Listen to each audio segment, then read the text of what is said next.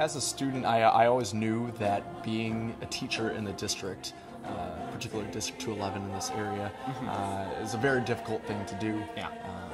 And you have to have the right connections and be good at what you do in order to be hired as a teacher in District 211. So, I always hoped and aspired to be a teacher back in my home district since I went to Friend High School.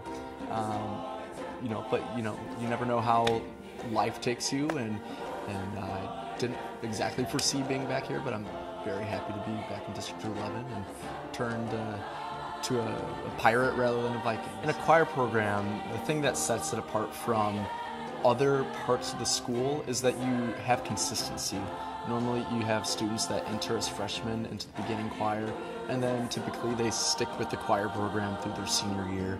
And so they have a great opportunity to work with the same teacher for an extended period of time. So yeah, when I first came in, I was definitely concerned that people would not like the things that I'm doing because they've just been used to something else.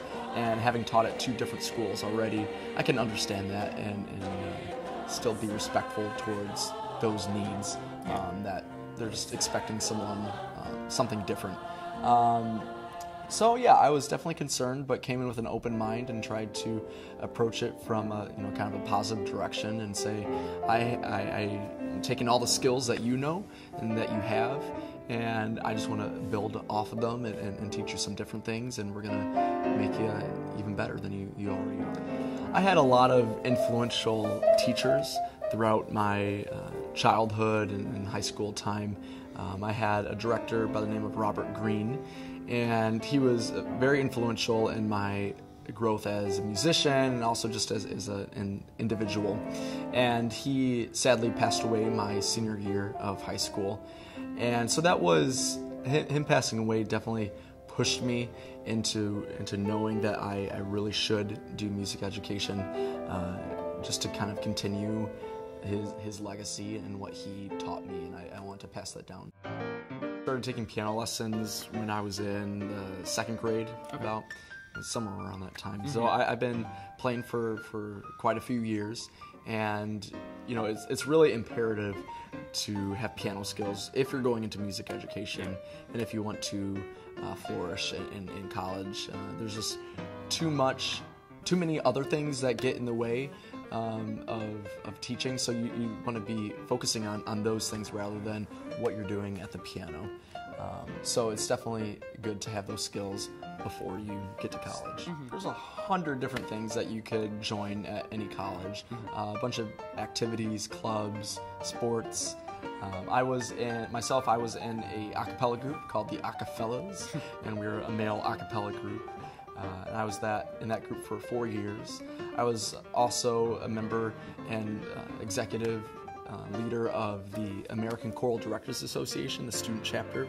And in college, there's a lot of professional organizations that you can be a part of, which are really important to be a part of if you want to kind of excel in your field. They have them for English teachers, they have them for business majors. So I was involved with some professional organizations.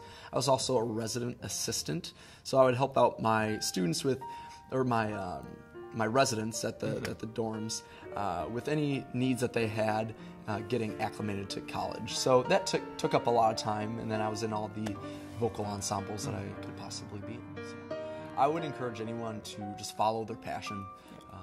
If you can have a job that you're doing what you love to do, even when you're not at work, then you're in the right field, and it's not going to feel like work going every day. I come here, and while there's paperwork and there's a bunch of stuff that they don't tell you about when you're going to be a teacher, I also get to make music with hundreds of students, and it's fantastic to have that opportunity. Yeah. So just follow your dreams.